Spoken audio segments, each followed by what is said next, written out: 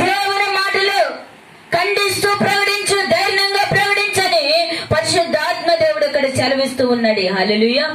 మన కుటుంబంలో నెమ్మది ఉండదు, పక్క వారికి మనం చెప్పడానికి ట్రై చేస్తాం.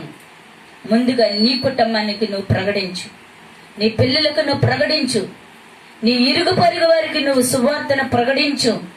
అప్పుడు నువ్వు ధైర్యం కలిగి దేవుని ఎదుట నిలబడబోతున్నావు. హల్లెలూయా, హల్లెలూయా. నువ్వు బలముగా ప్రకటించు, పిరికి మనసు కలిగి ఉండ కాదండి. ఇక్కడ ఎడారి మార్గంలో వెళ్ళేవారు పిరికి మనసుతో కాదు, ధైర్యంగా ప్రార్థన చేసేది. వారి చుట్టూ ఏం అమర్చాడండి దేవుడు? ప్రహరీ గోడ. దడి కట్టొచ్చుగా, దడి ఎక్కడ పీకేస్తారో దొంగలని ఏం అమర్చాడండి? ప్రహరీ గోడ అమర్చాడండి. హల్లెలూయా. ఈ రోజు నీలో కూడా అలాంటి బలమైన ప్రార్థన ఉంటే నీ చుట్టూ కూడా అగ్ని కంచి వేయబోతున్నాడు నా దేవుడు. ఆమేన్.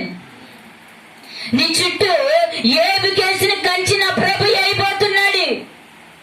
ఏబుని అపవాది అనేకమైన రీతిలో శోధించింది, శిరసు నుండి పాదముల వరకే ముట్టింది. అయినా ఏబు ఏ మాత్రం కూడా యథార్థత విడిచిపెట్టి రాలేదు. హల్లెలూయా. చిన్న ఆపద కలిగితే చాలు దేవుడు ఉన్నాడా అని అడుగుతాం. చిన్న శ్రమ వస్తే చాలు దేవుడు ఉన్నాడా అని అడుగుతాం. కొంచెంలో జారిపోతే అసలు దేవుడు ఉన్నాడా? నిజంగా నేనైతే ఒక్కొక్కసారి ప్రశ్న వేసుకుంటా. కొంతమంది అంటారు, ఎందుకోనమ్మా దేవుడు నా కార్యం చేస్తలేదు, ఎందుకో నాలో ఉన్న బలహీనత పోతలేదు, ఎందుకో నాలో ఉన్న బాధ పోతలే. ఎలా పోతే? ఒక్కరోజైనా దేవునికి యథార్థము కలిగి ప్రార్థన చేసేవా? హల్లెలూయా. ఒక్కరోజైనా కుటుంబ ఆరాధన చేసేవా? నీ పిల్లలతో కలిసి ప్రార్థన చేసేవా? నీ పిల్లలతో కలిసి దేవుణ్ణి ఆరాధించవా? ఈ రోజు నేను పరిశుద్ధాత్మ దేవుని ఆరాధించాను అని నువ్వు చెప్పగలిగితే ఇప్పుడే ఆమేన్ అనే వరకే నువ్వు స్వస్థత పొందుదురుగాక. ఈ క్షణమే మీరు ధైర్యంతో చెప్పండి, నేను ప్రతిరోజు కుటుంబం ఆరాధన చేస్తున్నాను, ప్రతిరోజు దేవునితో ఇదిగో సంభాషణ కలుగుంటున్నాను, ఒక స్నేహితుడితో మాట్లాడినట్లు నేను దేవునితో మాట్లాడుతున్నాను.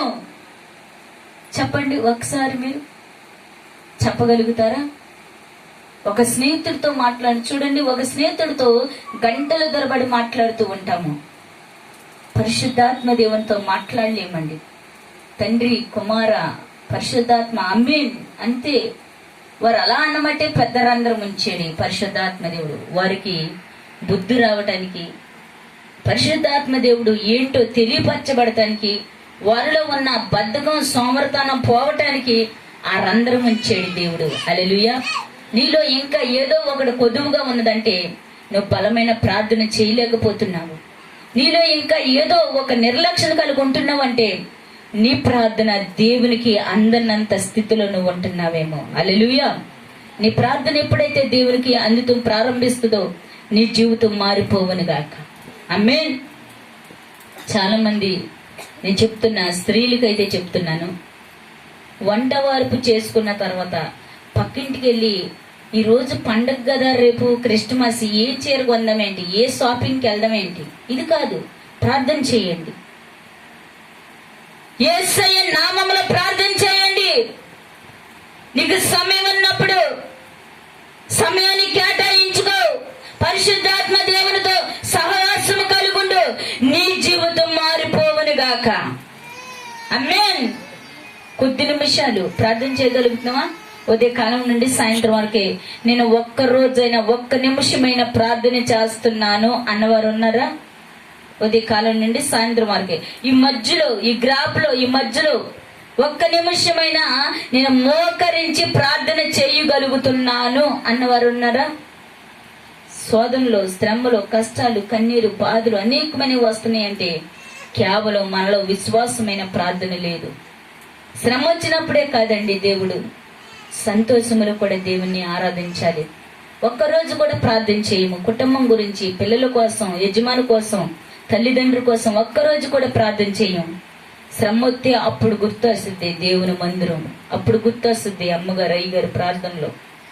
అది కాదండి, మీరు నిలబడాలి, మీరు కట్టబడాలి. ఇక్కడ ఏమనంటే ధైర్యంగా ప్రకటించు, భయపడక ప్రకటించని దేవుడు మాట చెప్తుంది. హల్లెలూయా. నీ కుటుంబంలో నీవే ప్రకటించే వ్యక్తిగా మార్చబడుదురుగాక. కిందకి చదవండి నాన్న.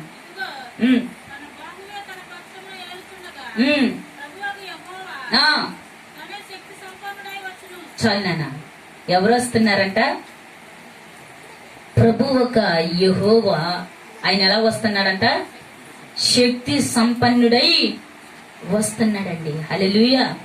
ఆయన ప్రకటించినట్లయితే నువ్వు బలమైన కార్యములను పొందుకోబోతున్నావు. హల్లెలూయా. ఆయన రాజుకి మహారాజు అయి ఉన్నాడండి. హల్లెలూయా. ఆయనకి చాటి ఎవరు లేరండి. ఈ ప్రపంచం మీదే లేరండి. ఎందరో ఉండవచ్చు, ఎందరో దేవుళ్ళు ఉండవచ్చు, ఆయనకి చాటు అనేది ఎవరో కూడా లేరండి. మీకు